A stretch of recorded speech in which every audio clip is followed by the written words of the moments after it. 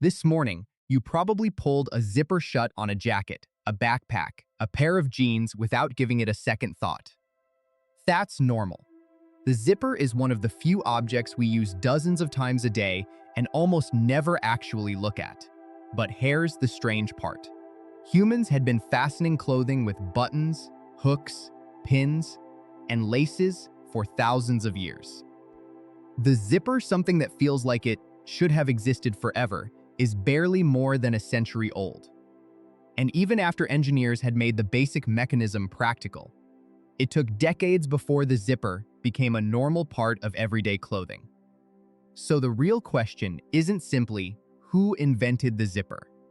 It's why did a working invention take so long to become something people actually wanted to wear? The story begins in Chicago with an inventor named Whitcomb Judson. In 1893, Judson patented a device he called the Clasp Locker. He wasn't trying to reinvent clothing. He was trying to solve a much smaller, more ordinary problem: how to fasten a pair of shoes without having to deal with laces every time. The idea was simple. Hooks and eyes would lock together as a slider moved across them. On paper, it made sense. In practice, it was another story. The mechanism was cumbersome and unreliable, frequently jamming. Judson displayed the device at the World's Columbian Exposition in Chicago in 1893, hoping to turn the invention into a business. But having an invention and having a successful product were two very different things.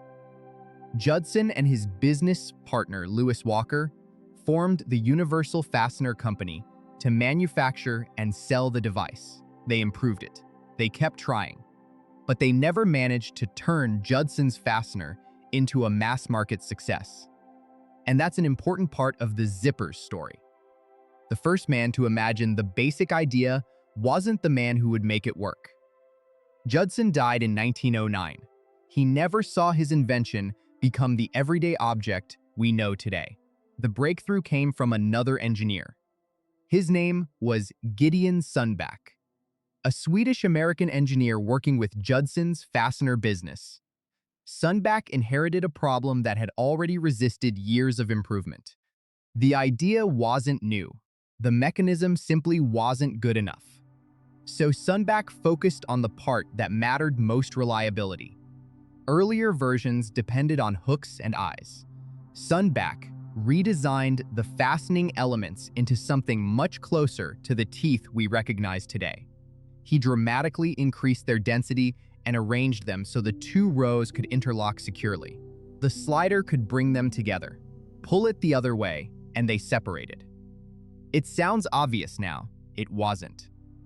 By 1913, Sundback had developed the essential design that would make the modern zipper practical. He patented an early version that year, followed by a more advanced separable fastener patent granted in 1917. For the first time, the basic idea wasn't just clever. It was practical. The zipper could finally do what it was supposed to do: stay closed when you wanted it closed, and open when you wanted it open. But Sundback had solved only one problem.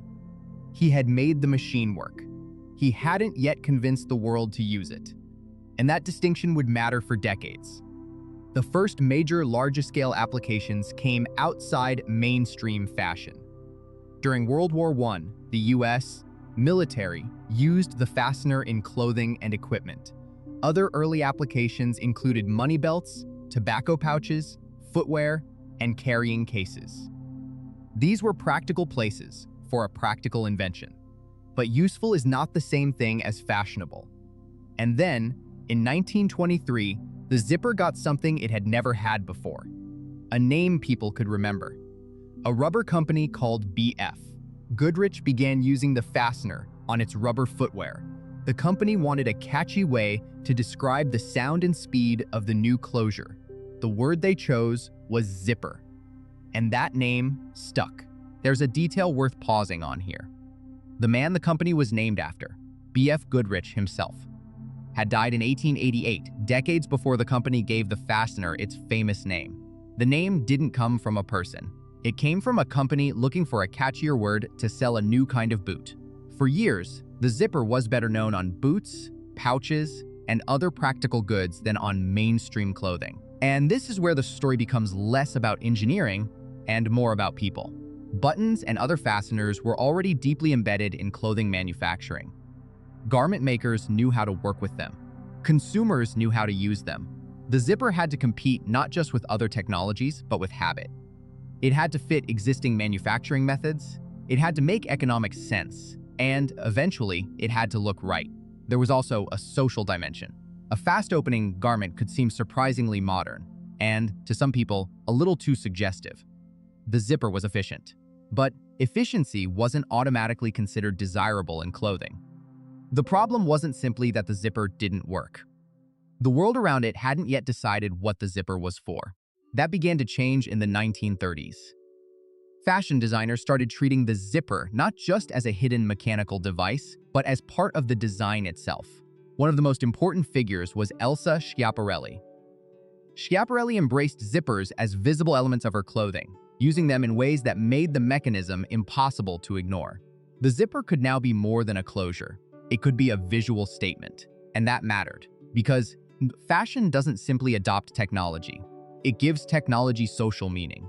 Once the zipper appeared in high fashion, it became easier to see it as modern rather than strange.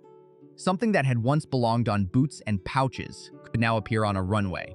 At the same time, another force was pushing the zipper in the opposite direction. Industry wanted scale. Companies such as Talon, which grew out of the American fastener industry that began with Judson's operation, became major manufacturers. Military contracts during the two world wars helped expand production and demonstrate that the fastener could survive demanding conditions. The zipper was no longer just an inventor's experiment.